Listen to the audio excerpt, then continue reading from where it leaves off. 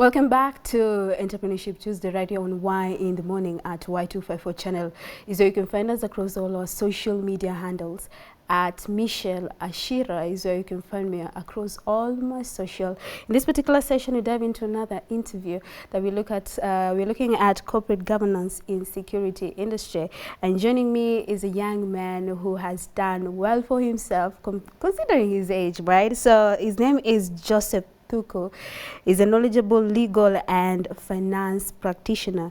So his career journey is very inspirational, having been self-employed when he founded Moba to his current position heading SGA security. So we're having that conversation and much more. So you want to stick around because you don't want to miss out. Listening to what Joseph Thuku has to say when it comes to, starting your own company, challenges that you face, how to overcome that, and also juggling employment and self-employment. So much more right here on Entrepreneurship Tuesday. And with no further ado, Joseph Thuku, karibu sana. Asante sana, and I'm glad to be here. All right. Yes. So for someone who's meeting you for the first time, how would you describe yourself to this person? Who is Joseph Thuku? So Joseph Thuku is indeed a young finance and legal professional who is excited about making an impact to the world. Mm-hmm. Yeah, I guess that's in brief what I'd say. All right. Being Tuesday, right here on Y in the Morning, it's Entrepreneurship Tuesday. You're looking to cater for the young people and just inspire them to start their own businesses. Also, if they're in employment, one or two ways they can improve in particular areas just to improve in their income. And looking at your down memory lane, you have an interesting story. So before Moba was founded, and before you tell us what Moba is all about, take us through where you built your desire of just starting something of your own. Okay, so this started all out in high school, in campus, that is, when I was thinking about how would I make an impact to the world. And of course, that's completely linked with me looking at how I'd be able to earn an income and realizing that the way to earn an income is by adding value to people, giving a service, etc. So in that sense, I started looking at how could I add value to the world? And that's slowly how we came up with ideas. As you know, in business and entrepreneurship, your aim is to meet a demand, to meet a need of our customers. Yeah. All right. And what gap did you see in the market space that you decided that, I'm actually going to meet this particular demand? Okay.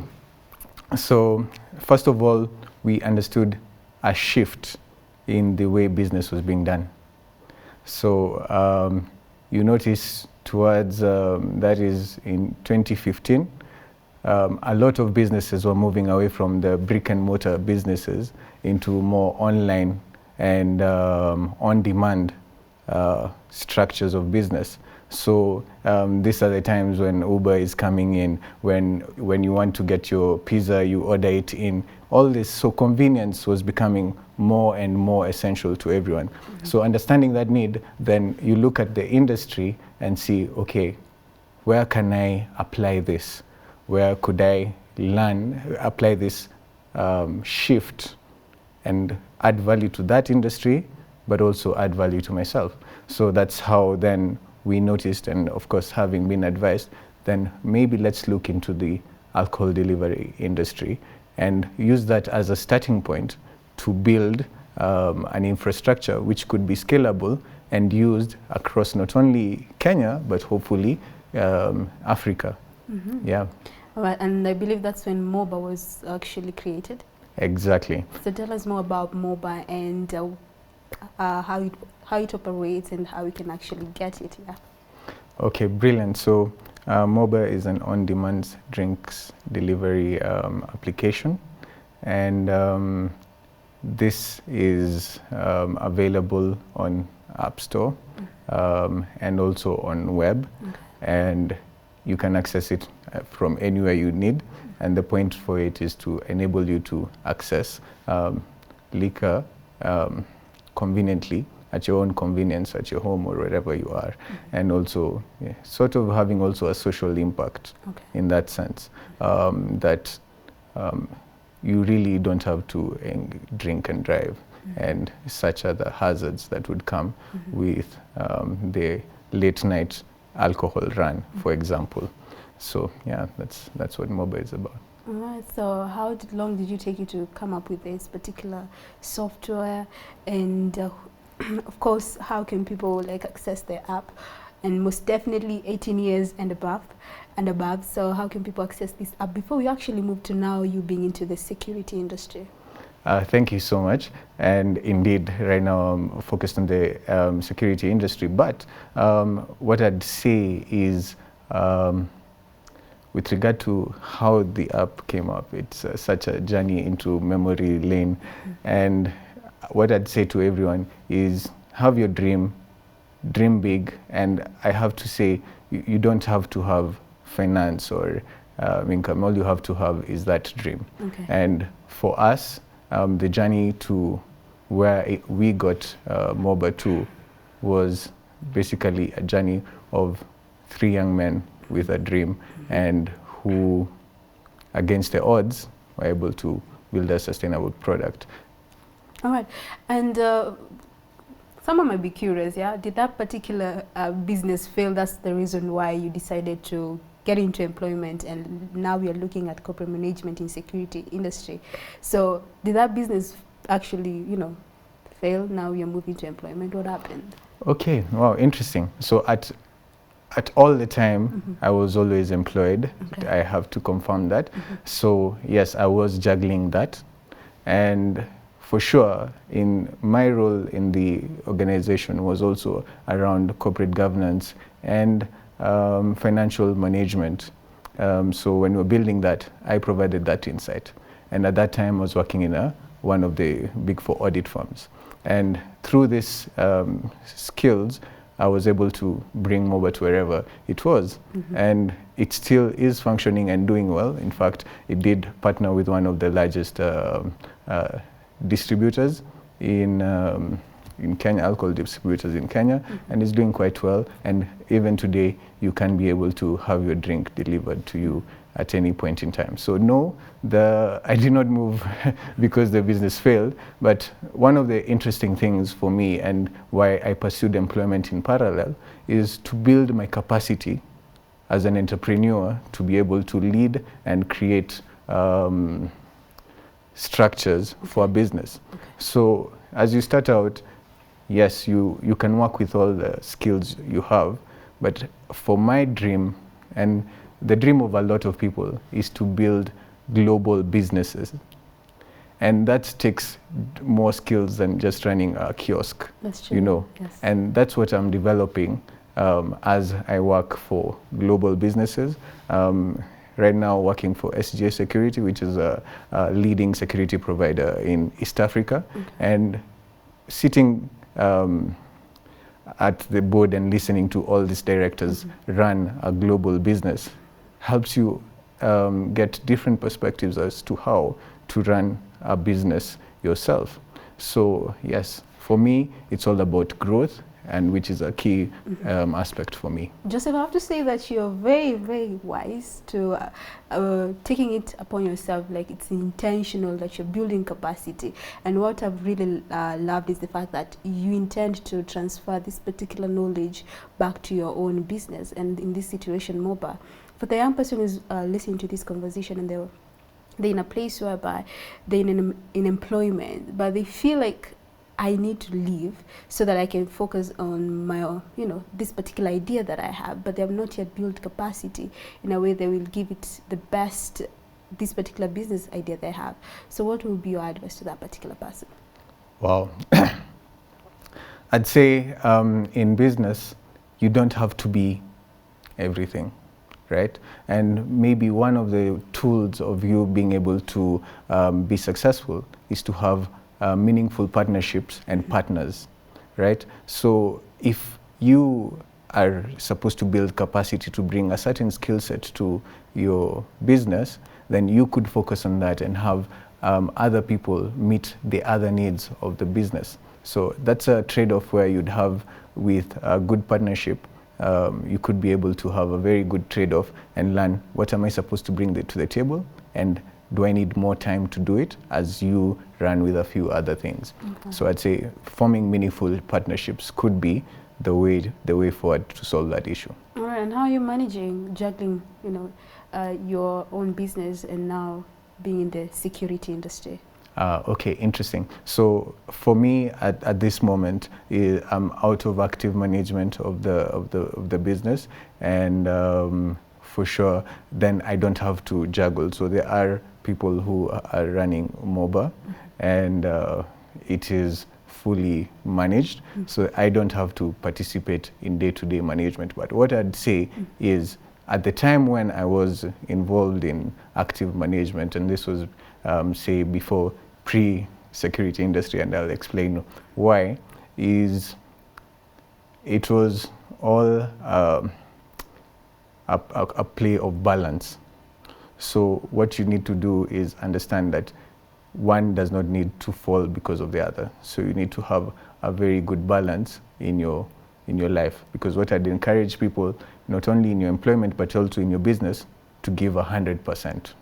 Giving anything less will impact on one or the other. Right. Yeah.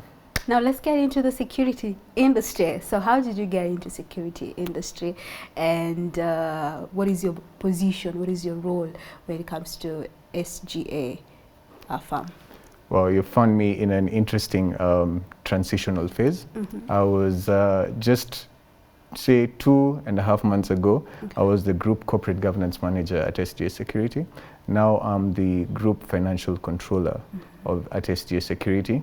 And what this entails is leadership at a group level, meaning across all the companies in East Africa for SGA, and providing stewardship and support to enable business success in each of our countries of operation. And how I got into it is also an interesting story for me, in the sense that, as I mentioned, I was working in an audit firm before, and I'd say more of a headhunted, in the sense that I was busy going about being excellent in my job, and one day I get a call saying that I'd been recommended for this position.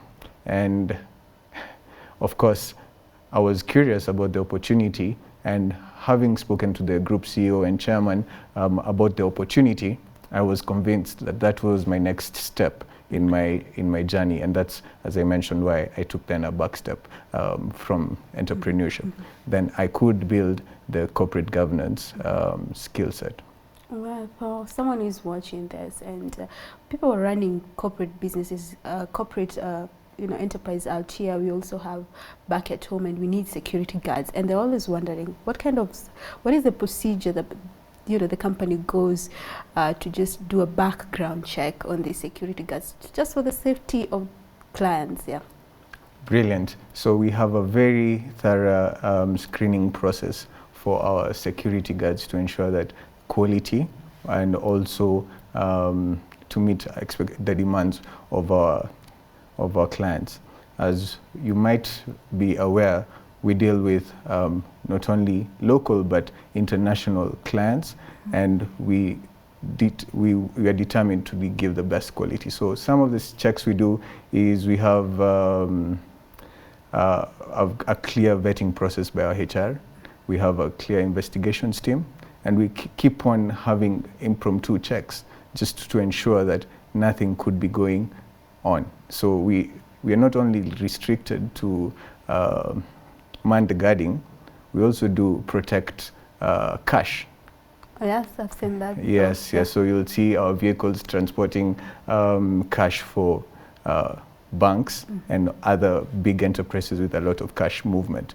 And for that, it even needs higher security levels. So similar measures to what we take when recruiting our team to secure large amounts of cash is the same processes which we use to ensure that we get the right guards for you. Okay, and also for the sake of my viewers who Yes.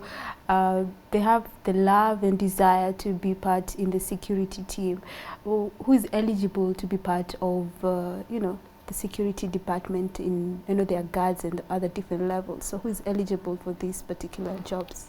Okay, I'd say we hire across the scope. So we have from a service perspective, operational perspective, where we have guards, we have drivers, we have the range of services which we do, cleaning and all. And of course, within the organization, we have all sorts of roles which are more administrative and from finance, technology, and entrepreneurship and innovation internally, which I'm also passionate about. So qualifications indeed are the minimum qualifications. At least you have a diploma for certain roles in the operational perspective, but also when it comes to the professional, each role has a different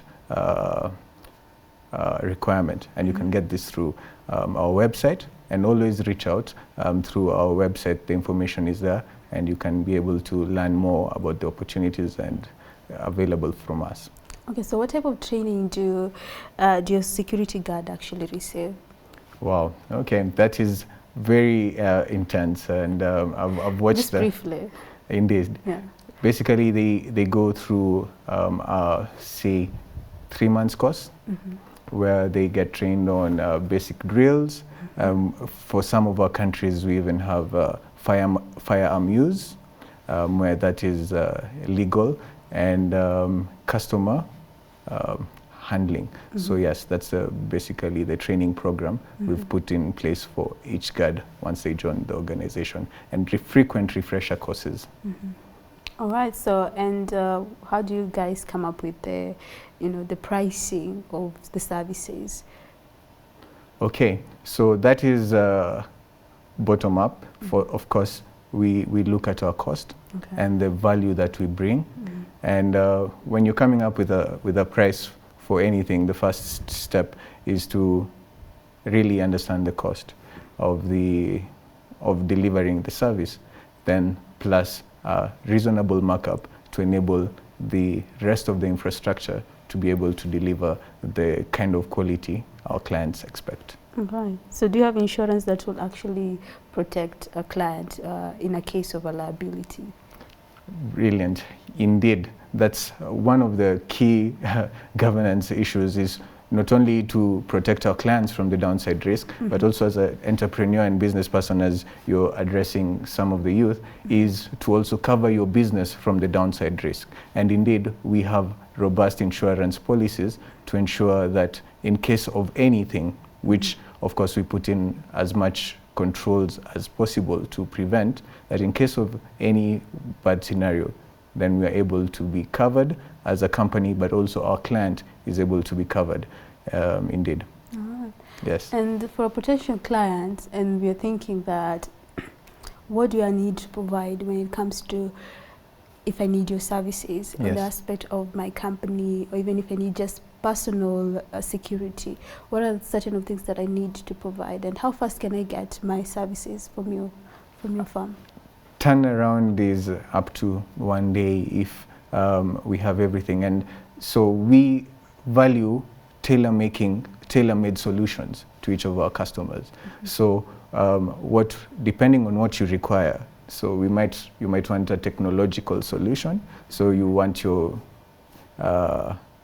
place manned in terms of CCTV and all, then we'd require to come to your premises to be able to identify the needs, security needs, and give you a tailored solution. So it's not the kind of place where you just tell me I want 20 CCTV cameras. No, we'll come and tell you, no, you need maybe 5 or 10, and this is where you should place them.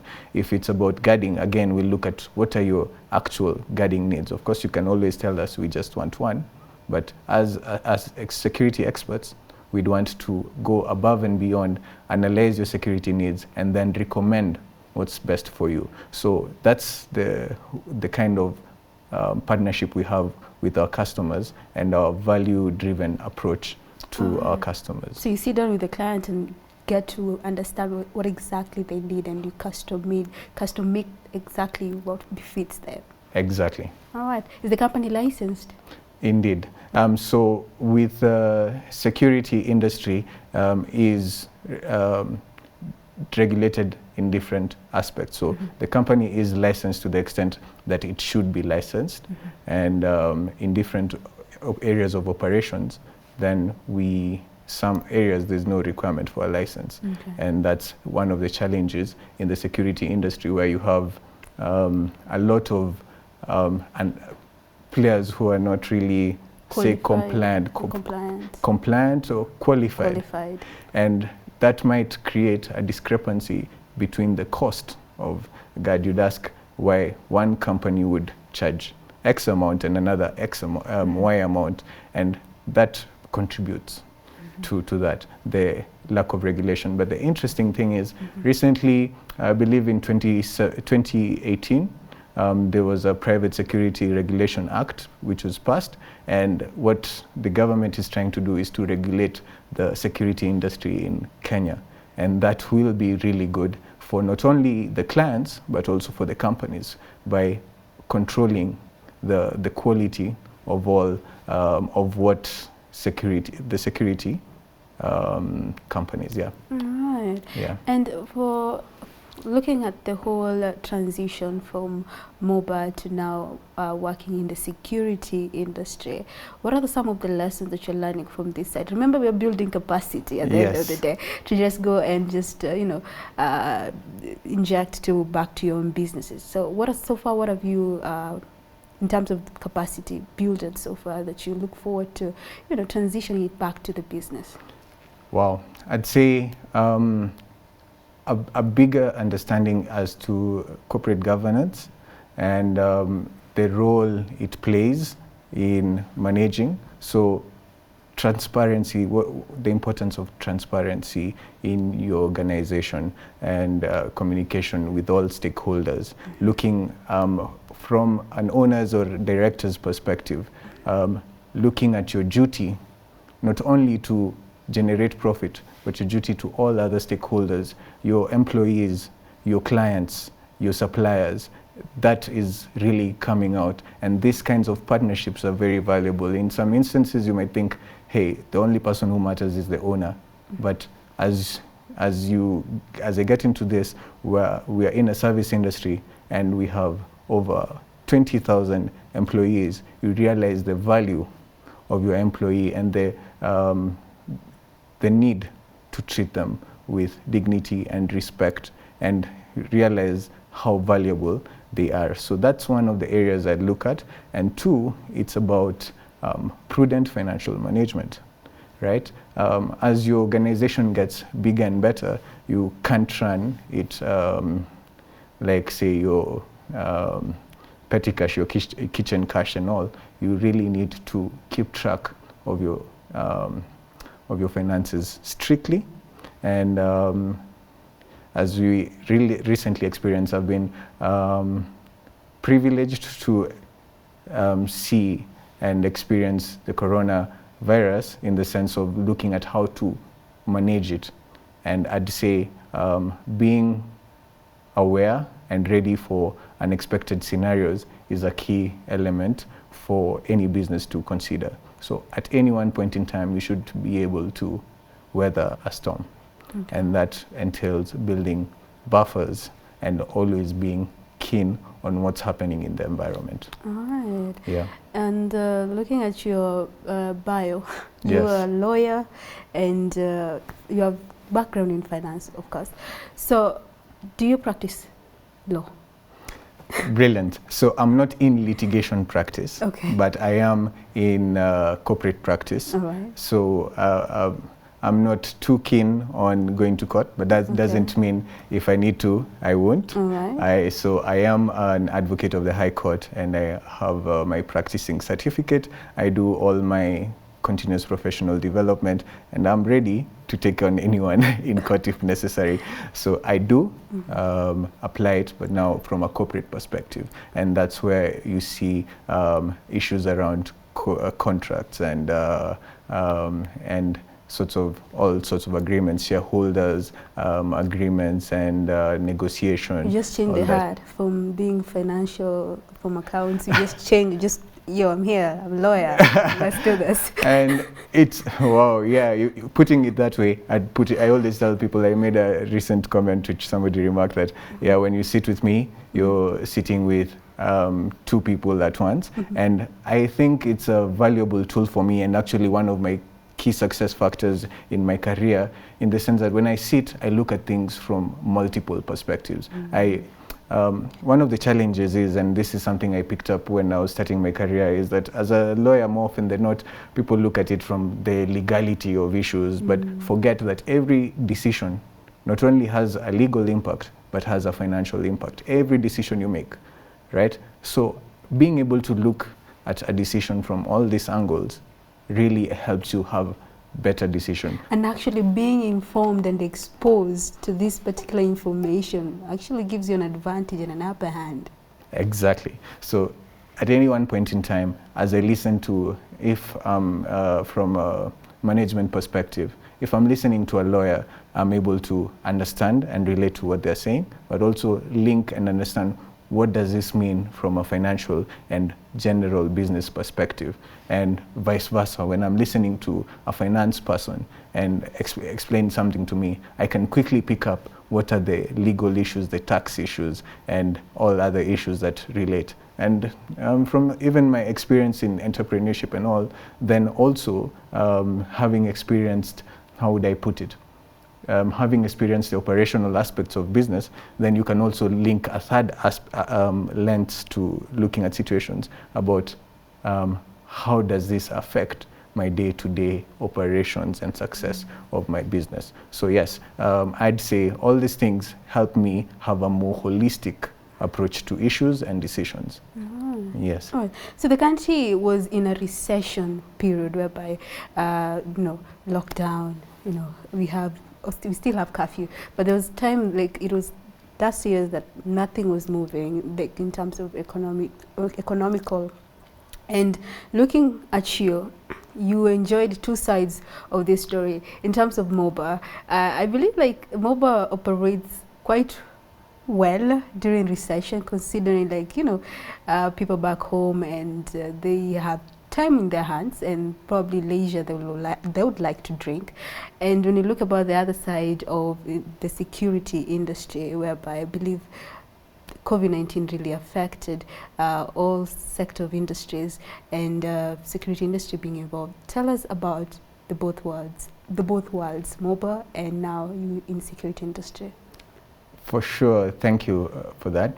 I'd say for sure, I see the opportunities in both. And for example, for Moba, of course, having people at home or people not allowed to leave, then means then they have to get things delivered. Yes. And I'm sure that was for the benefit of all, how would I put it, on-demand businesses. So food, alcohol, I'd say even delivery of shopping, and because nobody wanted to get into the public and interact with people. So yes, indeed, that was an interesting perspective, but we also have to look at it from the side that there was maybe less disposable income. Some people were that's also true. People were a bit more cautious about their spending and only spent on more essential rather than, how would I put it, rather than leisure, yes. Because at some point in time, people held back their cash because they never knew how it was going to turn. We were so uncertain. We were still uncertain about the future. Yes. But that particular moment, it was totally frightening. It was frightening, and you'd see people go to supermarkets and clear things and stock up, and people were really not spending discretionarily on discretionary items. But that trend definitely seems to be changing. Now, the next thing from a security perspective, it's been it's a mixture of blessings and all, because as I mentioned, we work in all these businesses are interrelated.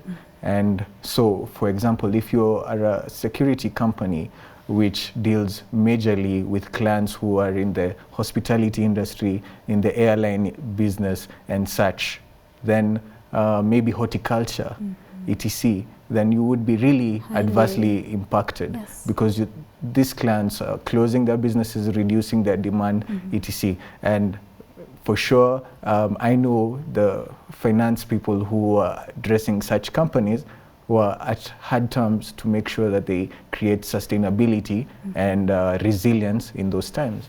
But on the flip side, there was more demand for security in some instances where there was a rise in the insecurity.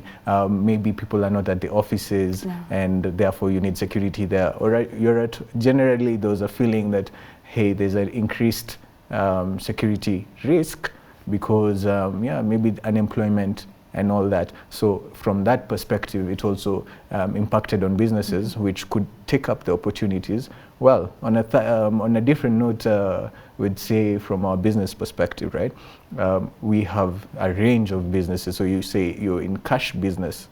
There was less cash. Everybody was using M-Pesa. Everybody wanted to, you don't want to, it was called a disease vector. Well, one time when cash was not a good thing. Anyway, so that tells you that was an impact for people, and you needed to work around that and ensure that you're able to weather the storm. It's starting slowly to improve, and that's something to look at.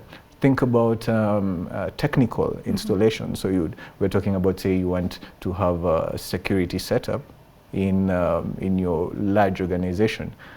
People are putting, a lot of decision makers were putting on hold high capex, that's capital investment projects. So you don't want to spend too much during this time because you don't know how long you'll survive. So if somebody was... I don't know how the markets are going to respond. So. Exactly. And people were cutting costs at that point in time. So in that sense, then it had an impact on the security industry. And finally, the whole aspect about cutting cost, then some people, for them, security is an essential service.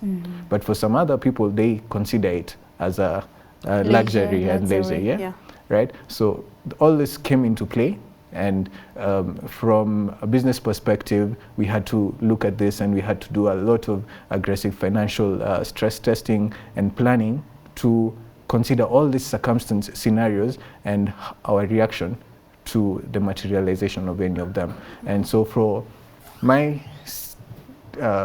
what I'd say for the entrepreneurs here is that, always be able, as I talked about earlier, to assess all the risks, possible risks in your organization, and plan accordingly. Okay. Yes. So what are some of the ways that you guys are planning to prepare for the future, which is actually uncertain in a situation whereby something like this will happen? Because I believe, like, being gotten off guard. So, and I believe right now there are a particular mitigation as a company you are actually putting up for the sake of the future. Okay, interesting. And I'd say common approaches to this is to first of all, ensure you have a buffer. And that sometimes it can be too late if you're thinking of coming up with a cash buffer when the uncertainty has already happened. So it's always something you want to do earlier. Also, too, is to create partnerships for financing if you feel that you will need financing. 3 is to cut on discretionary spending so that you can build resilience, right? And also 4, and I would say actually should have put it at number 1, is to assess the market and also identify the opportunities, because in every bleak situation, there's always some opportunities for, how would I put this? Some great opportunities for business. So for instance, what we've seen in the security industry is looking at creating screening material where everybody needs now a thermometer at the entrance. You need to ensure people are checked in different ways. That's an opportunity for the security industry. It's interesting just to step out. You know, for example, people who manufacture alcohol move their production now to produce hand sanitizer, you know, right? Yes. So it's about looking at the glass as half full rather than half empty. So I think as much as you try and mitigate the downside risk, you want to look at you really have to look at opportunities and be an optimist in these kinds of circumstances. All right. Well, a couple of achievements that, looking back when you started Moba and where you are right now, that you look back and you be like, that was an achievement. Wow, interesting. I'd have to narrow them down to a few, but I'd say at that point in time, I was pretty impressed on building a business from scratch, and even being able to get meaningful partnerships with significant players in the industry, and being able to deliver a service. Yeah, you know, before that, I never thought I could do that. All right. And two, I'd say also, from my career perspective, I think I've achieved decent growth, and I've been able to make an impact in all the organizations I've worked with, and particularly now at SGA, to be able to add value to all our stakeholders and build to the growth of that company is an achievement for me from a personal perspective. Speaking about growth, you're still building capacity, taking it back to your business. So what does the future look like for Joseph Thuku? Brilliant. 3 years down the road. How many years? 3 years. 3 years Let's down. go 3 years down the road. 3 years. I'd say 3 years down the road, I will still be building capacity. Okay. I think there is a lot to be gained and a lot of impact to be improved. And I'd like to actually say that entrepreneurship is not something which you only do when you're outside employment. When you are in employment, you can choose to be an intrapreneur, that's what they call it, an intrapreneur, and create solutions. And the interesting thing about this perspective, if your ideas are great, they get more traction because of maybe capital backing and excellence in that sense. So I'm also not averse to the idea of intrapreneurial excellence, and being part of changing the landscape of the security industry through SGA. Oh, you mentioned something very important. I've had this countless number of times. Yes. Whereby people who are in employment, and when they retire, that's like, oh, I need to start a business. Now I need to be an entrepreneur. But you just putting it across that it's not something that you do after employment. Yes. It's actually very good. So that is the time we had with you, Joseph Thuku, looking at corporate governance in security industry. How can people reach out to you if they want to, you know, keep up having conversation with you? And do you have any new projects coming up, maybe business ideas or any company you're starting up? You never know. You never know. Indeed. I'd say for sure, you never know. I've definitely been scoping for market gaps. And as I said, I'm thinking global and global solutions, and hence my approach. And with regard to my how you can access me, you can access me on LinkedIn through my profile is Joseph Thuku, and also you could also reach me from a security perspective through jthuku@sgasecurity.com. Okay, thank you very much, Joseph, for creating time for us to have this conversation. I'm looking forward to having you over again, and this time round, maybe we'll be talking about a new company that you just started. Thank you so much. It was a pleasure being here too, and I look amen to those wishes. Absolutely. Okay, so guys back at home, make sure. Okay, sorry. Make sure you stay tuned. We have another conversation coming up. We'll be sampling your comments, yeah, on the question of the day. So make sure you stay tuned. I'll be right back on more on Entrepreneurship Tuesday on Y in the morning at Michelle Ashira. So you can find me across all my social at Y254 channel. So you can find us across all our social media handles. So make sure you don't touch that dial. I'll be right back.